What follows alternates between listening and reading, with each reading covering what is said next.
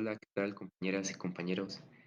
Buenas tardes, mi nombre es Marco Antonio Martínez Salazar y les voy a presentar la lectura sobre el conflicto cristero en México, el otro lado de la revolución.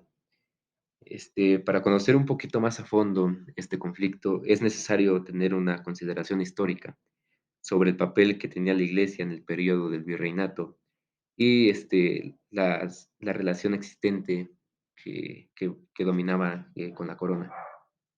La Iglesia, como sabemos, ha estado presente en el país desde la época del virreinato. Esta fungía como organización de gran influencia social que impulsaba y difundía la religión católica, así como sus creencias y valores a los feligreses, con el fin de formar personas apegadas a esta fe, más allá de cualquier otra consideración. Así la Iglesia se vendía como un agente de evangelización destinado a salvaguardar la integridad y la difusión de la entendida fe verdadera. Lo que se quiere decir aquí es que la Iglesia impuso tanto el establecimiento de una doctrina como de una forma de pensar. El papel de la Iglesia nunca se restringió a impulsar la creencia religiosa, sino que con la ayuda de la corona española, esta desempeñó importantes funciones en el orden terreno del virreinato, como puede ser la articulación del orden social a través de la realización de fiestas patronales. También se encargaba de la administración de servicios, como puede ser el de salud, principalmente también el de educación, el registro de nacimientos y muertes que pasaban en el país, y fungía también como administrador de las propiedades y bienes económicos, que obtuvo por varias vías, que principalmente fueron a partir de donaciones o de los famosos diezmos que se cobraban en aquellos años. Con ello, pues la Iglesia fue capaz de colocarse en una posición de autoridad, en donde logró estructurar y cohesionar a la sociedad. Una vez que México se proclamó una nación independiente, surgieron partidarios con dos ideologías diferentes que pusieron en juego un proyecto de nación. El primero, se centraba en un gobierno conservador que seguiría considerando el status quo que se mantenía antes de la independencia, ahora pero sin la presencia de los españoles. Ellos planeaban la restauración del orden social, donde la Iglesia seguiría con su papel central, seguiría con las mismas facultades que tenía anteriormente. Por el otro lado, el proyecto del liberal supuso la separación entre la Iglesia y el Estado, confiriéndole al Estado más facultades que cualquier otro tipo de institución, con el fin de que éste tuviera el control social. Finalmente logró imperar el movimiento liberal con el establecimiento de la Constitución de 1857, la cual dañaba los intereses de la Iglesia ya que se limitaba su posibilidad de interactuar más allá del propio servicio de promover la religión. Ante esto, la Iglesia no se quedó quieta, continuó denunciando la impertinencia de las nuevas leyes e intentando negociar la recuperación de sus espacios perdidos. Principalmente a los artículos a los que se oponía la Iglesia, era el artículo tercero, que establece una educación laica, gratuita y obligatoria. Ya la Iglesia no iba a tener ningún papel en la educación de las personas en México. El artículo quinto, que prohíbe el establecimiento de órdenes monásticas. El artículo 24, que establece la libertad de creencias y de culto. El artículo 27, que afirmaba que los bienes de la Iglesia pasaban a ser propiedad de la nación. Y también el artículo 130, que les otorga a los poderes federales reglamentar en culto religioso. Estos artículos, como se ve, limitaron el poder social que tenía la Iglesia. Una vez llegando a la presidencia de Plutarco Elías Calles, en 1924 se logró la completa aplicación de la Constitución de 1917, sin ninguna disposición a negociar con la Iglesia. La inestabilidad por la que había pasado el país, como consecuencia de la Revolución Mexicana, apuntaba a la nueva probabilidad de nuevas revueltas populares, por lo que los esfuerzos del mandatario se vertieron sobre la consolidación del Estado en todos los ámbitos. Ante las acciones de Calles por hacer efectivos los controles constitucionales sobre la Iglesia, en 1925 se crea la Liga Nacional de Defensa Religiosa, compuesta por varios grupos religiosos como la Asociación Católica de la Juventud Mexicana y también por la propia institución eclesiástica. Este grupo tenía como objetivo la revocación de los artículos constitucionales, con la bandera de que estos artículos, amenazaban los derechos individuales y la libertad de creencias. Los ideales católicos que todavía, seguían preservando, en materia social, no iban a ser aceptados para nada por el gobierno cayista.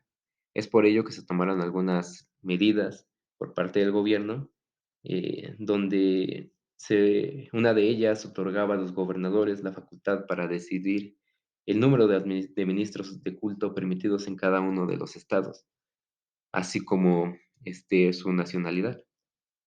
Además, para evitar la presencia de la iglesia en espacios públicos, este, en 1926 se promulgó la Ley de Tolerancia de Cultos, o también la famosa Ley Calles, la cual consistía en el impedimento de realizar actos confesionales y de impedir catequesis fuera de los templos, y la prohibición de la prensa de inspiración religiosa.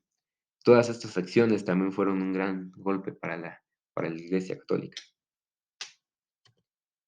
Ante la urgencia, de la Iglesia de frenar esta hegemonía estatal, ya que ellos consideraban que el Estado se iba a quedar con todo el control social, se hizo primeramente de forma pacífica estas reclamaciones, a través de una orden episcopal destinada a suspender las ceremonias religiosas dentro del país, seguido también de la misma exigencia de los ministros de culto hacia el apartado estatal para que se revocaran las leyes que a ellos les afectaban.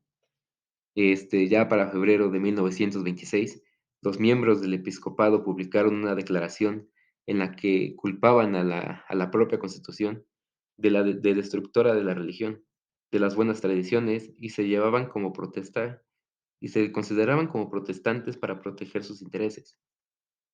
Este conflicto creció una vez que la Liga y el Comité Episcopal, publicaron un documento que proponía parar la economía del país con el fin de que esto hiciera obligar al Estado para atender sus demandas.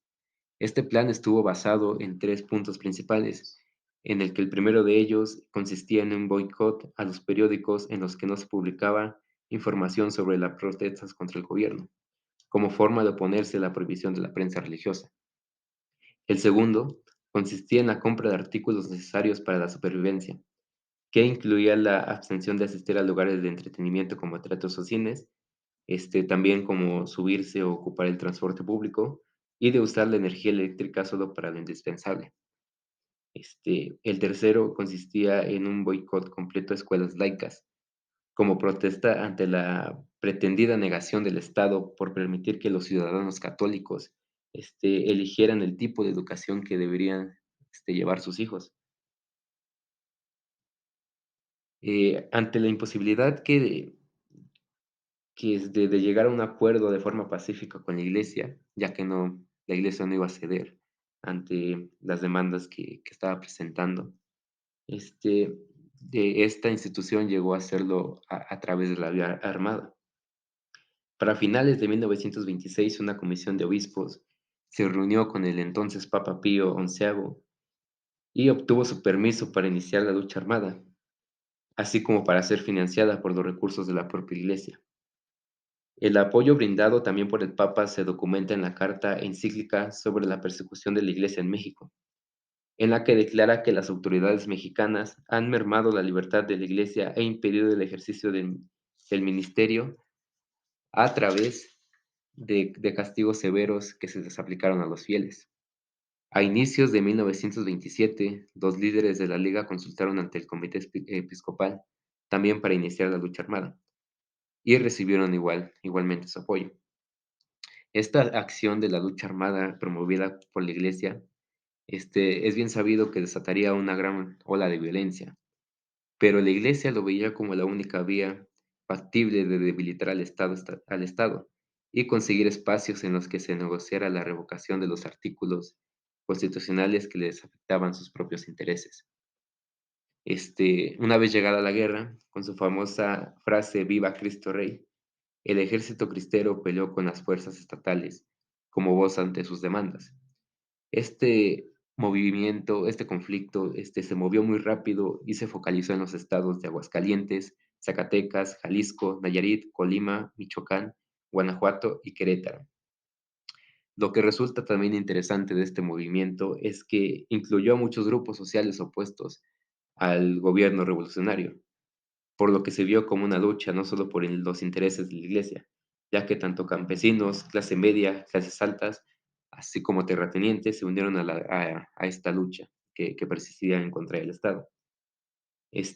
Los enfrentamientos que presentaban entre las dos grandes fuerzas fueron prolongados y la mayor parte de las veces no resultó en una victoria para ninguno de los dos bandos. Bueno, ya por último se hablarán sobre las consecuencias que tuvo la guerra, así como los acuerdos que resultaron de ella.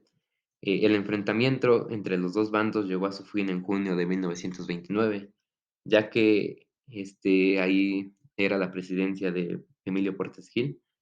Es bien sabido que el Estado hubiera podido resistir por mucho tiempo más este conflicto, pero los cristeros no podían más resistir ante las valiosas pérdidas que se obtuvieron, como por ejemplo, pues hacían falta recursos financieros que obviamente no eran sostenibles para seguir con este conflicto.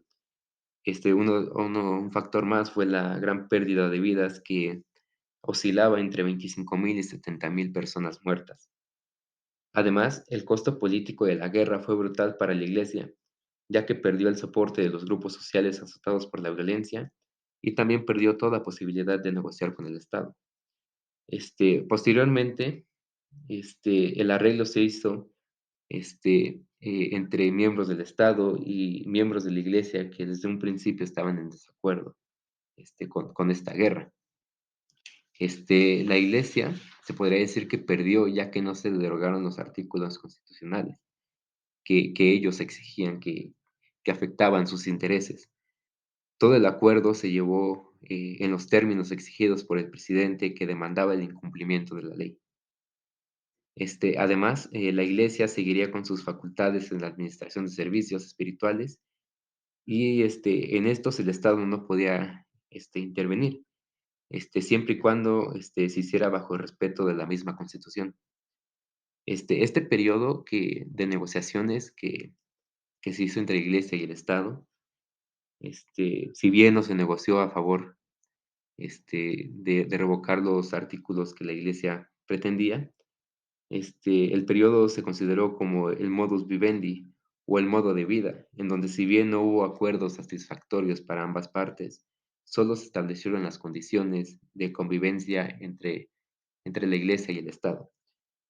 Bueno, ya para finalizar, la Iglesia en los gobiernos posteriores tuvo condiciones cambiantes dentro del espacio público. En el periodo considerado como el Maximato, se mantuvo dentro de la vida pública la Iglesia. Ya dentro del gobierno de Cárdenas también se presentó en varios conflictos a través de que el presidente impuso una educación socialista. Ya dentro de la presidencia de Ávila Camacho, los vínculos entre la Iglesia y el Estado se podrían decir que mejoraron cuando el mandatario se consideró miembro de la fe católica. Años después, la Iglesia siguió estando presente dentro de la sociedad, pero obviamente respetando las condiciones establecidas a finalizar la guerra cristera. Y bueno, esto sería todo por mi parte. Muchas gracias a todos.